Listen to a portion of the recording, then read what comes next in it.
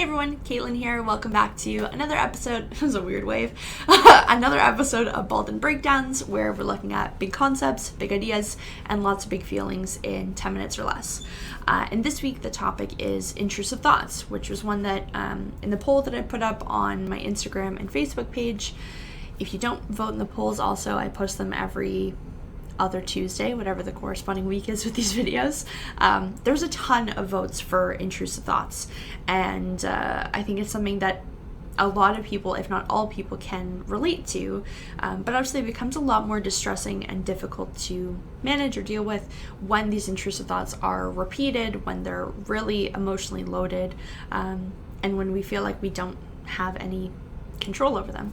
And the reality is that we don't have any control over these thoughts, and I'll get into that in a minute, but I'm going to go through kind of what these thoughts might look like, how this might be framed from different forms of therapy, and then also a little bit in the here's how you respond, which I don't often do, but I am going to get into a little bit of like how to effectively respond to these thoughts when they come up. So thoughts in general can be a variety of things. So thoughts can be like questions, beliefs, images, judgments. So sometimes, when we ask the question of like, oh, what are your thoughts? What thoughts are with you right now? It's hard to identify, and it fits into all of those categories. But so these are things that pop into our mind without any conscious control. So no one is actively inviting these things forward. We're not deciding that we want to have these thoughts. They come up automatically and involuntarily. The exact same way that if we went outside and it was raining, we would have a thought come up automatically that says, oh, it's raining. And that's not a judgment. That's a statement based on, what we see, what we perceive. But if we have the thought of it's raining, that's usually not going to create any level of distress. When a thought comes forward of something that is really scary or shameful or critical, like, you're a failure, you're not good enough, this person doesn't like you, whatever it might be, that becomes a lot harder to respond to and a lot harder to let go of. So from the realm of different types of therapy, just to bring some different language into it, in acceptance and commitment therapy, there would be the word fusion kind of brought into the mix here. So intrusive thoughts are ones that we're very fused with, meaning that the thought will come up and we're like, it's fused, it's hooked onto us. In internal family systems, which is there's kind of a lot more to that, but there might be this part that comes up which has a particular thought, and if it feels very intrusive, if it feels very distressing and very at the forefront, that part's probably quite blended with us. So fused or blended or hooked onto are kind of other forms of language that we can use to describe these thoughts when they come up. But I really want to reiterate the fact that this is not within our conscious control.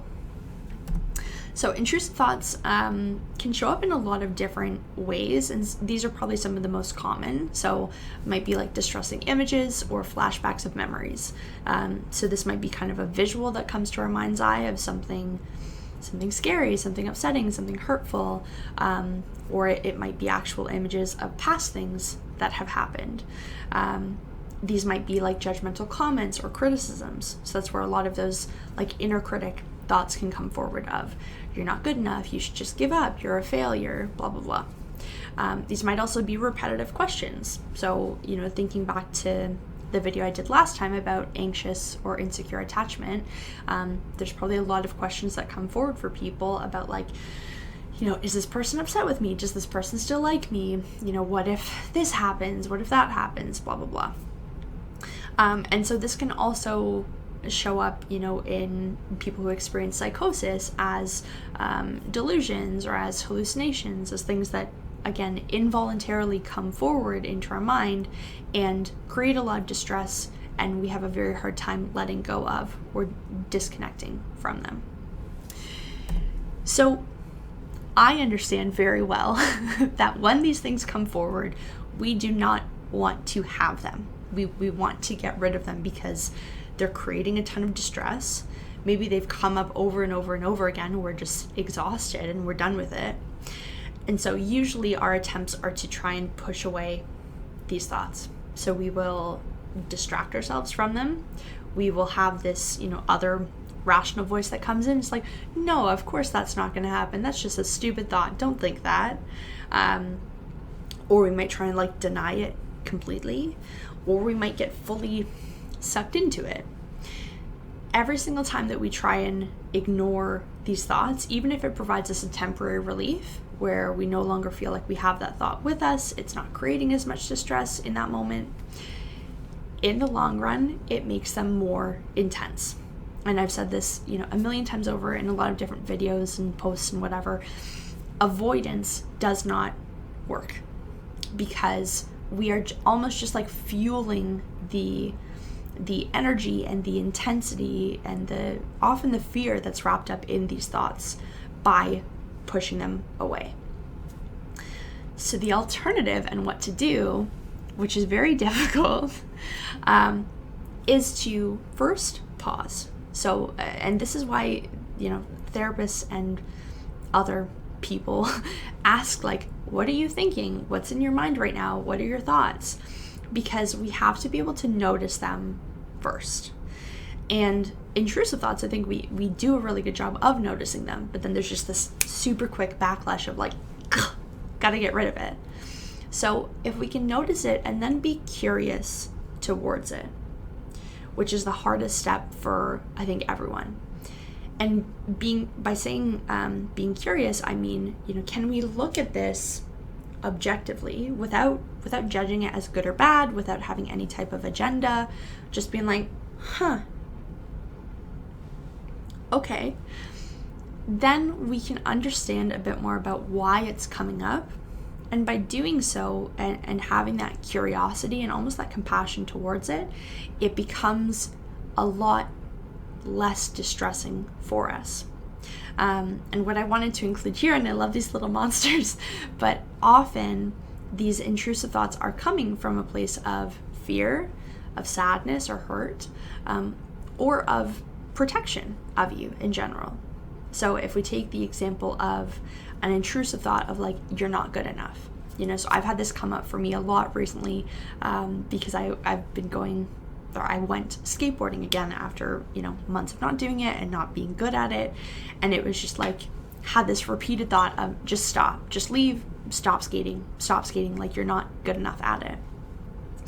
I wanted to just be stop, I don't want that thought.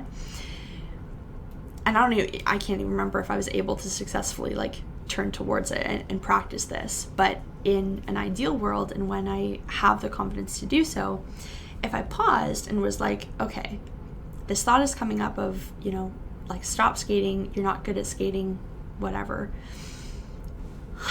Why would that be coming forward? It would probably be coming from, and not even probably, it is coming from a place of fear where I don't want to be judged by other people. And so this is almost coming from a few different realms, where this thought that's you're not good, stop skating, just go home, leave the skate park that I was at. It's coming from that fear of being judged by other people and other people looking at me and being oh, you're not, you suck. And so this thought is coming forward in an act of protection over me. It's trying to say look, if you just stop now, then we don't even have to risk you being judged and made fun of by other people. So I'm protecting you. That's why it comes forward with so much force. And that's why, again, that ignoring it and pushing it away and being no, I don't want this thought, it does not work for us in the long run. So yeah, I was going to go into more, but I don't really want to, because it would overcomplicate it. So that's intrusive thoughts. I hope that gives all of you something to think about in terms of why these things come up, why they're as powerful as they are, why they're so repetitive. And I will catch you all on the next episode of Baldwin Breakdowns. Bye.